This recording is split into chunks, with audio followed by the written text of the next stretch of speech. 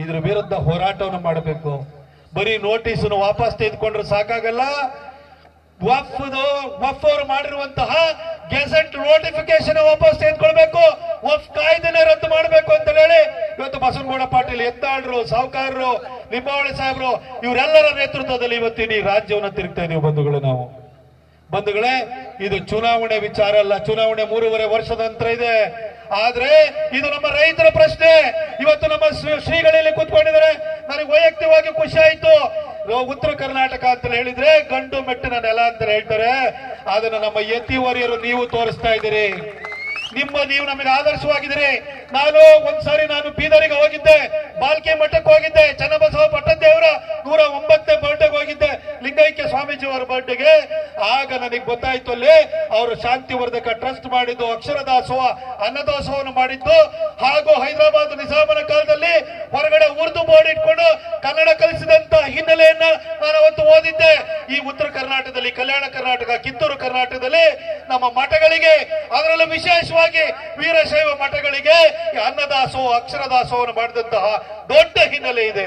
ಇಲ್ಲಿರುವಂತಹ ಒಂದೊಂದು ಮಠಗಳು ಕೂಡ ನಮಗೆ ದೇಶ ಪ್ರೇಮವನ್ನು ಕಲಿಸಿದರೆ, ಅನ್ನದಾಸೋಹವನ್ನು ಮಾಡಿದರೆ, ಅಕ್ಷರ ದಾಸೋಹವನ್ನು ಮಾಡಿದರೆ.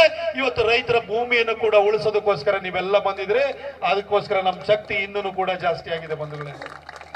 ನಾನು ಈ ನಮ್ಮ ಯತಿವರ್ಯರಿಗೆ ಹೇಳಲಿಕ್ಕೆ ಬಯಸ್ತೇನೆ, ನಮಗೇನೋ ಈ ತುಂಗಭದ್ರಾ ನದಿಯಿಂದ ದಾಟಿ ಈಚೆ ಬಂದಾದ ಕೂಡಲೇ ನಮ್ಮ ಯತಿವರ್ಯರಲ್ಲೂ ಕೂಡ ಶೌರ್ಯವನ್ನ ಕಾಣ್ತೀವಿ. ನಾವು ನಿಮ್ಮಲ್ಲಿ ಕಿಚ್ಚನ ಕಾಣ್ತೀವಿ.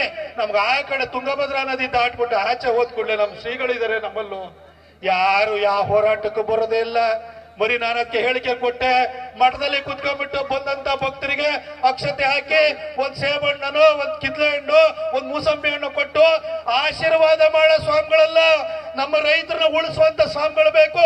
ಅದಕ್ಕೆ ನೀವೆಲ್ಲ ಪ್ರೇರಣೆ ಆಗಿದ್ರಿ ಅಂತ ಹೇಳಲಿಕ್ಕೆ ಬಯಸ್ತೀನಿ. ನಿಮ್ಮ ಯತಿವರ್ಯರೇ,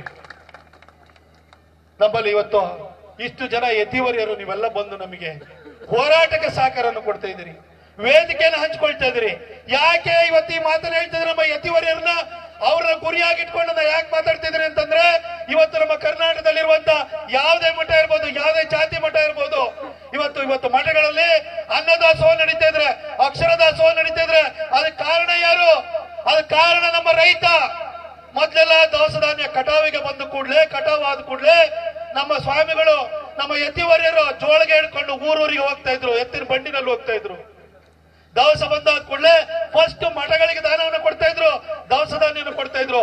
ಆ ದವಸನ ತೆಗೆದುಕೊಂಡು ಬಂದು ಅನ್ನದಾಸೋಹನ ಮಾಡ್ತಾ ಇದ್ರು, ಮಠಗಳಲ್ಲಿ ದೇವಸ್ಥಾನಗಳಲ್ಲಿ ಮಾಡ್ತಾ ಇದ್ರು.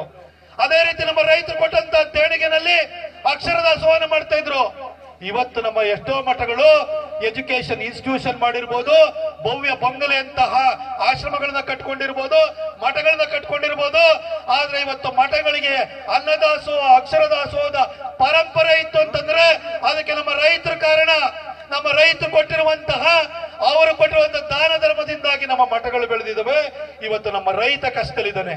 ನಮ್ಮ ರೈತನ ಅನ್ನವನ್ನು ಕಿತ್ಕೊಳ್ಳುವಂತಹ ಕೆಲಸಕ್ಕೆ ಸಿದ್ದರಾಮಯ್ಯನವರ ಸರ್ಕಾರ ಕೈ ಹಾಕಿದೆ.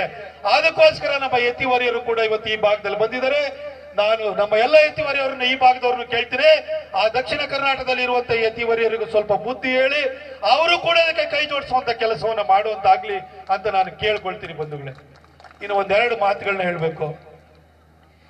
ಈ ವಫ್ ಆಸ್ತಿ ಅಂದ್ರೆ ಏನು? ಈ ವಫ್ ಆಸ್ತಿ ಅಂದ್ರೆ ಎಲ್ಲಿಂದ ಬರುತ್ತೆ? ನಿಮ್ಮಲ್ಲಿ ಯಾರ್ಯಾರು ಇತ್ತು ಅಂತಂದ್ರೆ, ಇಲ್ಲಿ ನಿಮ್ಮ ಅಜ್ಜನೋ, ನಿಮ್ ತಾತನೋ, ಮುತ್ತಾತನೋ ಯಾರು ಆಸ್ತಿ ಮಾಡಿದ್ರೆ ನಿಮಗೆ ಇನ್ಹೆರಿಟೆನ್ಸ್ ಅಂತ ಆಕ್ಟ್ ಅಂತಿದೆ. ಇನ್ಹೆರಿಟೆನ್ಸ್ ಅಂದ್ರೆ ಪಿತ್ರಾರ್ಜಿತ ಆಸ್ತಿ ಬರುತ್ತೆ ಅಂತ. ನಿಮ್ ತಾತ ಮಾಡಿದ್ರೆ ಮೊಮ್ಮಗನಿಗೆ ಅದು ಬೈ ಡಿಫಾಲ್ಟ್ ಬರುತ್ತದು. ನಿಮ್ಮ ಅಜ್ಜ ಮಾಡಿದ್ದು ನಿಮಗೆ ಆಸ್ತಿಗೆ ನೀವು ಹಕ್ಕುದಾರ ಆಗಿರ್ತೀರಿ. ಅದೇ ರೀತಿನಲ್ಲಿ ಯಾವ್ದಾರು ಒಂದು ಆಸ್ತಿ ಯಾರಿಗಾರು ಬರಬೇಕು ಅಂತಂದ್ರೆ ಅವ್ರ ಅಜ್ಜನೋ, ಮುತ್ತಜ್ಜನೋ, ಅವ್ರ ಅಪ್ಪನೋ ಏನಾರು ಮಾಡಿರ್ಬೇಕಲ್ಲ. ಈ ಮುಸಲ್ಮಾನರಿಗೆ ಈ ವಫ್ ಅಂತ ಹೇಳಿ ಆಸ್ತಿ ಎಲ್ಲಿಂದ ಬರ್ತಾ ಇದೆ? ಅವ್ರ ಅಜ್ಜ ಎಲ್ಲಿದ್ದಾರೆ? ಅವ್ರ ಮುತ್ತಜ್ಜ ಎಲ್ಲಿದ್ದಾರೆ? ಏನ್ ಮೆಕ್ಕಾದಲ್ಲೋ ಮದೀನದಲ್ಲಿರುವಂತಹ ಮುಲ್ಲನೋ, ಮೌಲ್ವಿನೋ, ಇಮಾಮೋ ಇಲ್ಲಿ ಭಾರತದಲ್ಲಿ ಬಿಟ್ಟು ಹೋಗಿರೋ ಆಸ್ತಿನ ಇದು? ಇಸ್ಲಾಮಿಗೂ ಭಾರತಕ್ಕೂ ಏನ್ ಸಂಬಂಧ?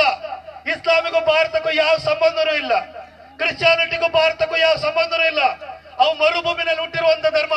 ಆ ಮರುಭೂಮಿಯಲ್ಲಿ ಹುಟ್ಟಿರುವಂತಹ ಧರ್ಮಗಳಿಗೆ ಇನ್ಹೆರಿಟ್ ಮಾಡ್ಕೊಳ್ಳಕ್ಕೆ ಭಾರತದಲ್ಲಿ ಆಸ್ತಿ ಬಿಟ್ಟು ಹೋಗಿರೋರು ಯಾರು? ಬಾಬರ್ ಬಿಟ್ಟು ಹೋಗಿದನ? ಹುಮಾಯೂನ್ ಬಿಟ್ಟು ಹೋಗಿದನ? ಅಕ್ಬರ್ ಬಿಟ್ಟು ಹೋಗಿದನ, ಔರಂಗಜೇಬ್ ಬಿಟ್ಟು ಹೋಗಿದನ, ಅಥವಾ ದೇಶ ವಿಭಜನೆ ಆದಾಗ ಇಲ್ಲಿಂದ ಚಿನ್ನ ಹೋದ್ನಲ್ಲ, ಹೋಗ್ಬೇಕಾದ್ರೆ ಬಿಟ್ಟು ಹೋಗಿರೋ ಅಂತ ಆಸ್ತಿನ ಇದು.